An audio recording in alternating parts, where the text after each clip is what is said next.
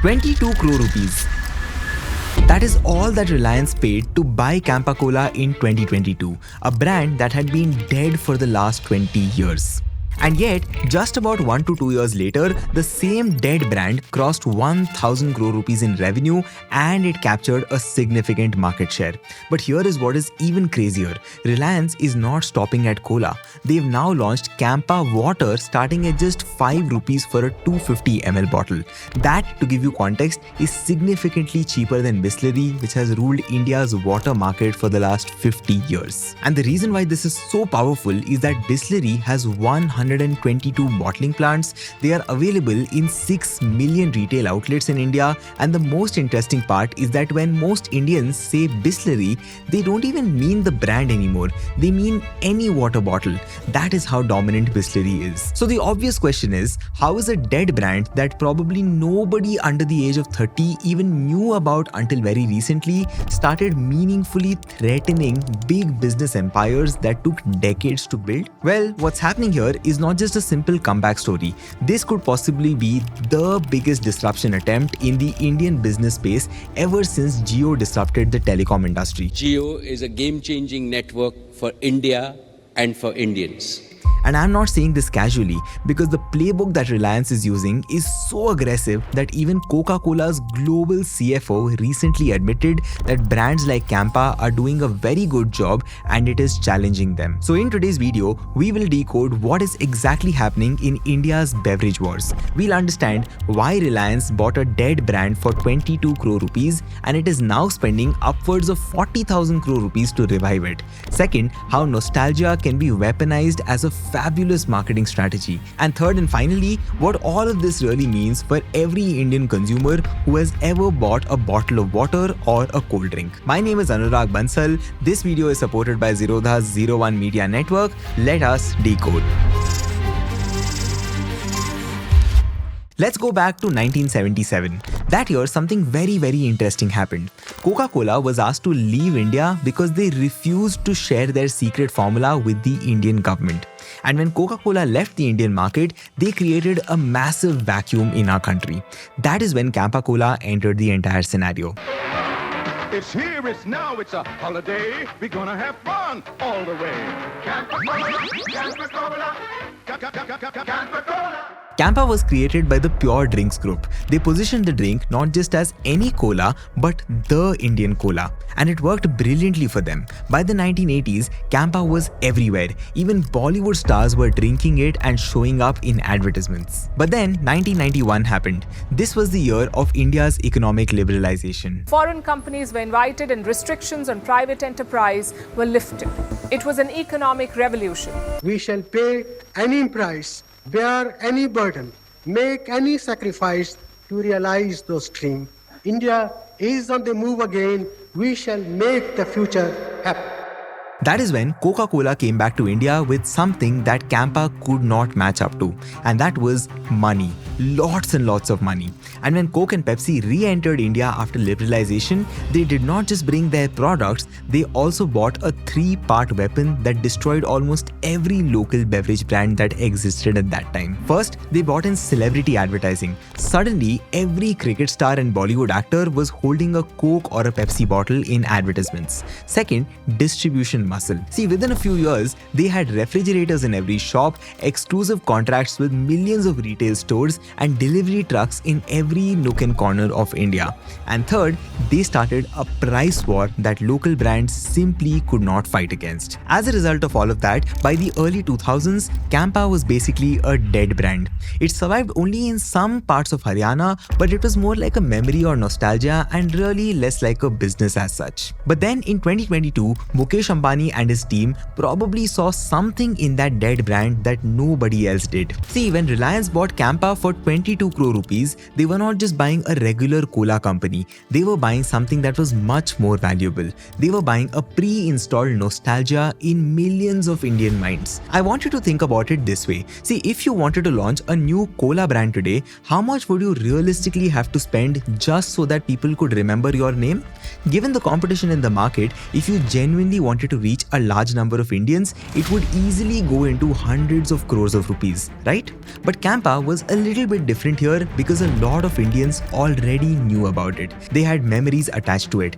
Now, of course, that does not mean that Campa did not and will not have to spend on awareness and advertising, but it is still more advantageous as compared to starting something from scratch. But of course, Reliance being Reliance did not just stop at buying the brand. They announced something that made the entire FMCG industry or the fast-moving consumer goods industry sit up and pay very, very close attention. They announced a 40,000 crore rupee investment in FMCG products over just the next 5 years. 40,000 crore rupees. That is literally more than the entire annual revenue of companies like Britannia and Marico put together. And specifically for beverages, they allocated 6 to 8,000 crore rupees. Now you might ask me, so what are they exactly spending all of this money on? Look, they are basically building an infrastructure that can give head-on competition to what giants like Bisleri, Coke and Pepsi have built over the last 30 years, but in true Reliance fashion, they are doing it in just 3 to 5 years. But here is where it gets really, really interesting. For many decades, Coke and Pepsi have had a brilliant strategy to dominate every shop in India. They don't just sell cold drinks, they give shopkeepers something that is much more valuable to them, and that is free refrigerators. Now think about it, a small kirana store owner in the 1990s or the 2000s could not really afford a commercial fridge, right? But Coke and Pepsi would then come and offer that refrigerator for absolutely free. They would even maintain it, service it, and sometimes even help with the electricity bill. But of course, there was a catch. In exchange for that free refrigerator, the shopkeeper had to give Coke or Pepsi products the best spots in the shop. Basically, the drinks had to be chilled, always visible, and always within easy reach. And meanwhile, any other competitor's drinks were either kept warm on a shelf or they were hidden where consumers could just not even see them. It was genius because that way they could literally control the cold chain at the last mile. And for many decades, this strategy was absolutely unbeatable. Because even if a new brand wanted to compete with them, what were they going to do? Give another fridge to a shop that already had a fridge? Of course not, right? But Reliance found a different way to disrupt this monopoly. And this is something that only they could have pulled off. Look, if Coke and Pepsi gave shopkeepers a refrigerator, Campa decided to give them something that was different. They gave them a raise on their money. See, the industry standard for retail margins in the FMCG industry is roughly around 10 to 15%. But do you know how much Campa was offering? 20%, and sometimes even more if there was a bundled offer. Now, I want you to put yourself in a shopkeeper's shoes. See, when somebody comes and asks you for a cold drink, which one would you really recommend to them first? Now, even if your customer wants a Coke or a Pepsi specifically, you would naturally start doing your best to push Campa Cola because you would earn almost 1.5 times more money on it, right? And it's not even just about these retail margins. Reliance is the single largest retailer in India and they have more than 18,000 physical retail stores. And even when it comes to online presence, they have JioMart that delivers to millions of homes in India. So they have control over what products show up there, how it shows up, how its prices are, and so on and so forth. So in many ways, Reliance owns the entire supply chain, right from manufacturing right till your doorstep. Now, I want to take a moment over here and remind you about what Reliance exactly did with Jio back in 2016. Now, I know almost all of you already know about it, so I'll keep it super simple and short because this is very important for what is coming ahead. See, back in 2016, Reliance did not just launch a telecom service. They basically made it impossible for you to escape it. They massively undercut the prices of mobile services in a way that competition just could not do anything about it apart from waiting and watching. They entered with impossible prices, they waited for competitors to bleed, they captured market share, and then they slowly raised prices. The strategy here is brutally simple. Use your deep pockets to create a price war that nobody can survive. And once they are gone or weakened, you are the one that owns the market. It worked in telecom, it worked in OTTs with Jio Cinema and Hotstar, and now Reliance is trying the exact same playbook in beverages. Now here is what makes Campa's strategy even more aggressive and more interesting. See, when Coke and Pepsi entered India, they started only with cola. Then slowly over the years, they added water, juice, energy drinks, etc. But Campa, they launched everything all at once and almost at the the same time, all of them at significantly lower prices than competition. To give you a quick reference, Campa has Campa Cola to compete against Coke and Pepsi, Campa Orange to compete against Mirinda and Fanta, Campa Lemon to compete against Sprite and 7-Up, Campa Power Up to compete against Thumbs Up, and even a drink called Campa Cricket to compete against energy drinks like Sting.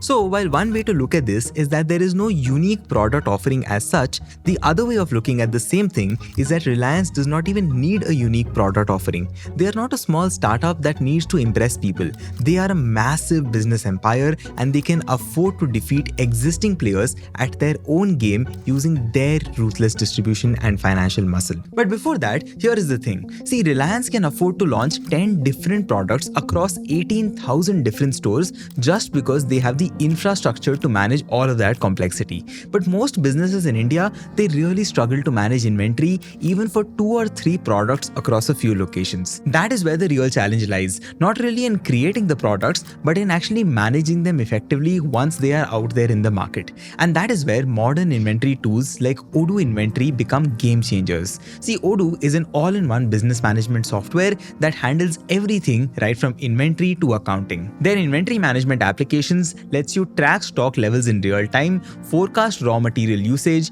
manage multiple warehouse locations, plan the incoming raw materials in advance, and even set up smart routing rules so products automatically move to the right shelves on their own. You can switch between FIFO, LIFO, or average costing methods based on what really works for your business. You can also track expiration dates, scan barcodes to reduce errors, and see exactly where every single product is, right from purchase to the point of sale. The basic point is, no matter whether you are managing 10 products or 10,000, the principles of business remain the same. You need real-time visibility, you need flexibility in your operations, and you need systems that can adapt as quickly as the market changes. And the best part about Odoo is that their first app is free for lifetime, which includes hosting and support. So while giants like Reliance are using their muscle to flood the market, smaller businesses can actually use smarter systems to stay nimble and yet competitive. But back to the episode, see, while everybody was watching the cola war and talking about Coke and Pepsi versus Campa Cola, Reliance very quietly launched something that could be even more disruptive here, and that is Campa Water. This is priced at just 5 rupees for a 250 ml bottle and 15 rupees for a 1 liter bottle, which is significantly cheaper than a Bisleri bottle. Now I know you might be thinking, it's just water, right? What is the big deal? And that's exactly the point. Water is just water, but still we Indians have been paying a premium price for it, and a large share of the credit for this goes to Bisleri. See, Bisleri built its entire empire on just one word, and that was trust. They convinced Indians that not all bottled water is the same.